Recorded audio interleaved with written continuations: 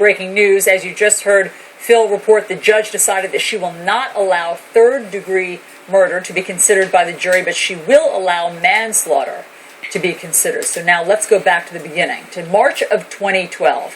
As the media coverage of this story began to pick up steam, the issue of race was brought into the mix, and protests erupted around the country, with everyone from the president to Al Sharpton to sweatshirt-wearing lawmakers weighed in on it. And it quickly turned from a tragic fight between two people into a tangled story of race and violence. Fox's Trace Gallagher joins us from our West Coast newsroom to take us back through it. Hey, Trace. And as you know, Allie, in stories like this, context is everything. And in the early days when this broke in the national media, the reporting wasn't exactly fair and balanced. First, there was the political aspect you mentioned, including President Obama commenting on the case. Listen. You know, if I had a son, he'd look like Trayvon. And, I think they are right to expect that all of us, as Americans, are going to take this with the seriousness it deserves. In the days that followed, you had people around the country wearing hoodies to support Trayvon Martin. Even California lawmakers wore hoodies to protest the negative stereotype of young black men. Then you had Reverend Al Sharpton. He began organizing these protests, calling for the arrest of George Zimmerman. Even city leaders in Sanford began butting heads over whether Zimmerman should be arrested or not. And then you look at the initial media coverage. In the early days, it was a much younger picture of Trayvon Martin that was used consecutively by several people instead of a current picture that you see on the right-hand side of your screen. And despite the pictures to the contrary, the early reporting said that George Zimmerman had no noticeable injuries. And remember, the picture showed a different story. And then remember the soundbite that was played by NBC News? Listen. This guy looks like he's up to no good. He looks black. Up to no good, he looks black. Clearly, that was a misedit. Now listen to what was actually said during that phone call.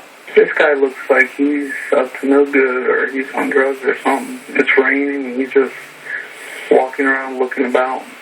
Okay, and this guy, is he white, black, or Hispanic? He looks black. Now, jobs were lost by NBC because of that edit, but across different media coverage, there continued to be context taken out of context. Remember when Zimmerman told police that he was following Trayvon Martin, and they said, you do not need to do that, and he said, okay? Well, a lot of people said that he continued to follow Trayvon Martin, but the tape told a different story. Here's what it said directly after he said, okay. Listen. Okay, do you live in the area? Yeah. What's your apartment number? It's a home. It's 1950. Oh, crap. I don't want to give it all out. I don't know where this kid is. Okay, do you want to just be with him right near the mailboxes, then? Yeah, that's fine.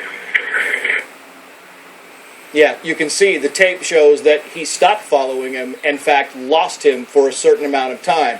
Both sides of the story is important, Allie, but the entire story is every bit as important. Of course, the jury will decide the final outcome of this. Right, and of course the case was much more complicated than at first blush. Trace, thanks for taking us back through it. So, as this trial comes to a close, what role did Washington, D.C. play in the rush to judgment about race? Chris Stirewalt is Fox News digital politics editor and host of Power Play on FoxNews.com. Hi, Chris. Well, when you put it that way, Allie, rushing to judgment is sort of the specialty down here. So if you want to rush to judgment, Washington, D.C. is a great place to come for it. Well, you make a good point, but from the get-go, Chris, this case sort of captured Washington, D.C.'s attention and became a political football in a way that most, criminal cases don't.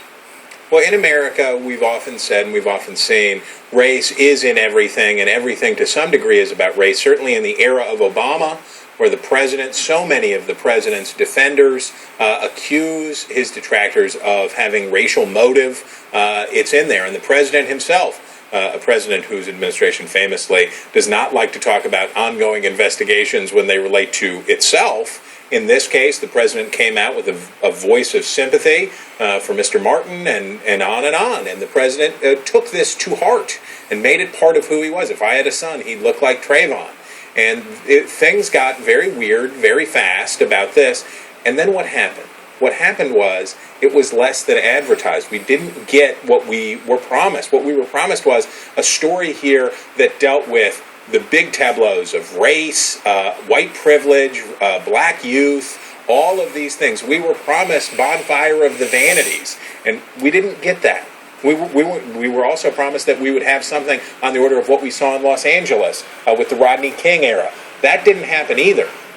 What we got instead was basically two minorities.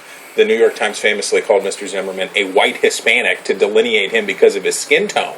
But you ended up with two minorities in a sort of exurban part of Orlando in a sad story with no winners. And it wasn't as advertised. So not only was there a rush to judgment in Washington, there was a rush to hype.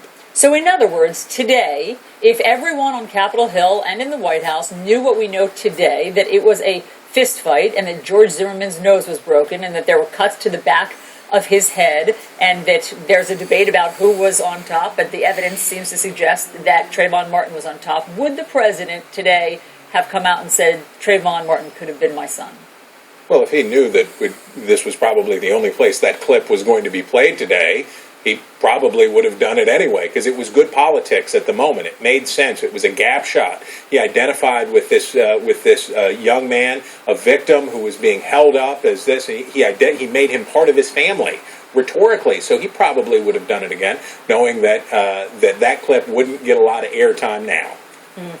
Chris Stirewalt, thanks so much for giving us the Washington, D.C. perspective on all this. You bet. All right, so we just got word from the courtroom, and we are now expecting closing arguments in about 30 minutes, so keep it right here. Also ahead, one of the most captivating crime stories of the 1960s is